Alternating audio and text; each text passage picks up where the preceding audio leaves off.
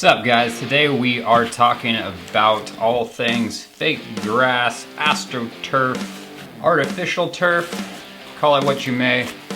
This stuff is way better than it used to be. It's no longer like that shiny stuff at your grandma's house in Naples, Florida. This stuff is legit. It looks real. It's even got browns in it. If you can see that stuff from there, zoom in on your screen. If you can't, you can buy it in all different shades of green depending on where you're living in the country. So that when you install this stuff, at least it still looks like you have a nice green backyard that takes no water and your dog's not gonna tear up either. Today we're talking about installation of this stuff, some do's and don'ts, and how it can benefit you. For starters, am I saying this stuff completely 100% replaces real grass? No, but it gets pretty dang close. One benefit is where I live, I installed two beautiful over 1,000 square foot size lawns of real grass that I was very proud of. And then sure as heck, my buddy down the street installed some of this stuff and I thought, you know what, that's cool, but I like real grass. Fast forward a few months into the summer, the local area where you're at, they banned watering of grasses. My lawn died, his was green forever, and his family still had a lawn to play on. Also, for anybody on a budget, because I think a lot of us are, especially with inflation these days, consider your cost of watering. Saved my buddy over $2,000 a year compared to what I was calculating that I was paying for water to water my real lawn. Am I saying never do a real lawn? No, I'm never saying that. I love real lawns, love the way they feel on my feet. If you have a dog that maybe tears up your lawn and it's just a lose-lose situation, this might be something to definitely consider.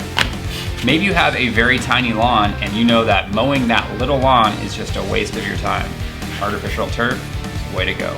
So for our base layers below our grass, we're gonna need two types of aggregate. We're gonna need what's called road base. Road base is basically 3/4 crushed gravel mixed with fines. Sandy kind of material, usually it's the leftover from the grindings of grinding down the gravel and aggregate. That's gonna be your base layer. That's gonna need to be about 3 to 4 inches thick and well leveled, which we will go over, and well compacted.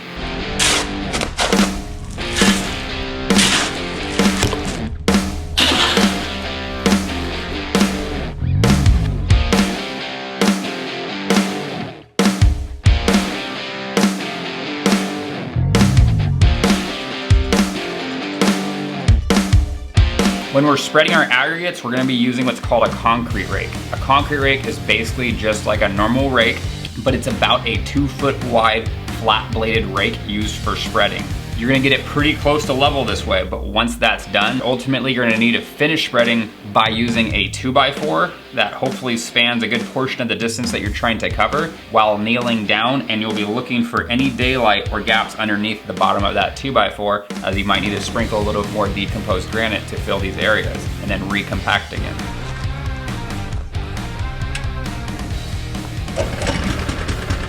A vibrating plate compactor is not something you need to run out and buy. It's something that you can rent at your local big box home improvement store.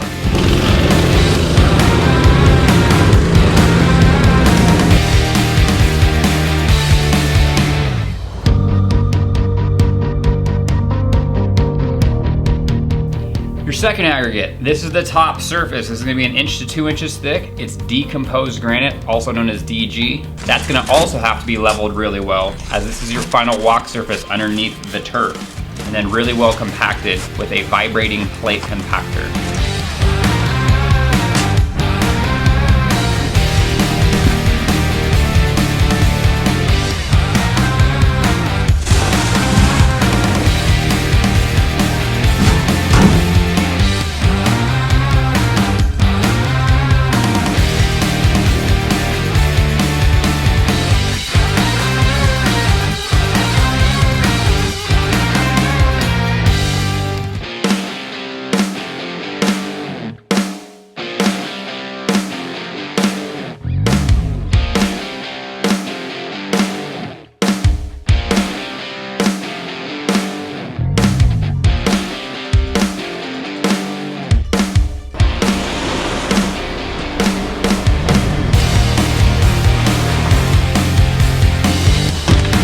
So your finished height of the grass, where you want the top of this grass to finish, you'll hear some guys say it should be level with the concrete. Some guys will say the height of your concrete or surrounding area should be right dead center down the middle height of this grass. I think you need to choose what's best for you. Ultimately, you want to make sure that, in my opinion, it's at least middle height of the grass or lower. You don't want to have any chance of seeing this black matting on the bottom. Then it's a dead giveaway that it's fake grass.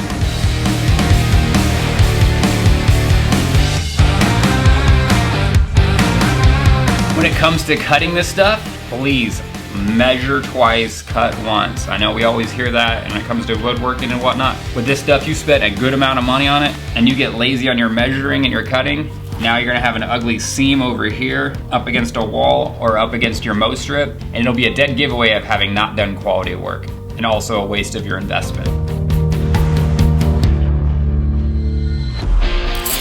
Nails. These are the nails used to nail down your turf. These are 6-inch stainless steel nails used for nailing down turf. I found these 6-inch stainless steel turf nails much cheaper on Amazon than I did at my local artificial turf dealer. I'll put the link down in the description for these, as well as the seam tape.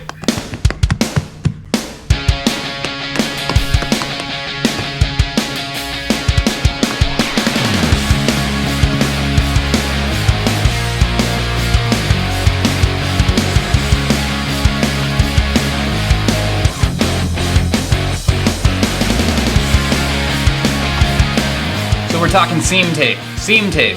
This stuff right here, this is just some leftover from one of my jobs. This is an adhesive seam tape bought off of Amazon. You can buy it at your local artificial grass supplier, but it will be more expensive, and this is the same level of quality. This is just a peel and stick type of material. You can see that it was pre-split down the center so that you meet your two pieces of grass equally down the center, and then you will also nail down your edges.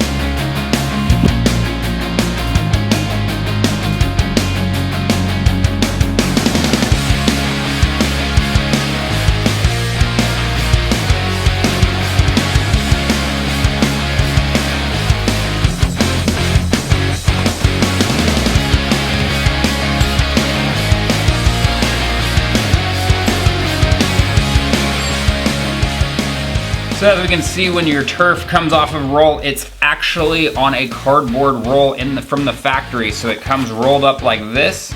When it comes out, it has a natural tendency to lay down a little bit. When you're all done with installation, you're gonna use what's called a power broom. Some guys used to use a push broom to stand it up. I recommend using a power broom, also rented from your local big box home improvement store. The power broom basically looks like a weed whacker with a different attachment on the end. Very easy to use, and in my opinion, very necessary to stand this up properly.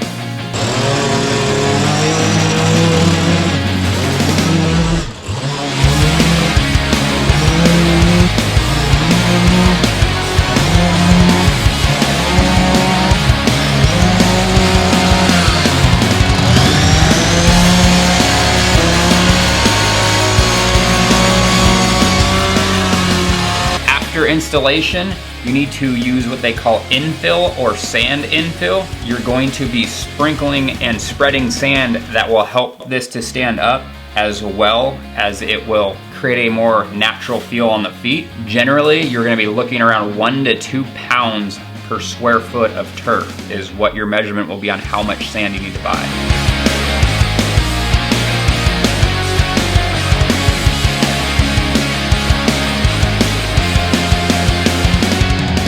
Alright guys, hit that subscribe button, hit that like button down below so we can continue to grow this channel together and continue to save you money.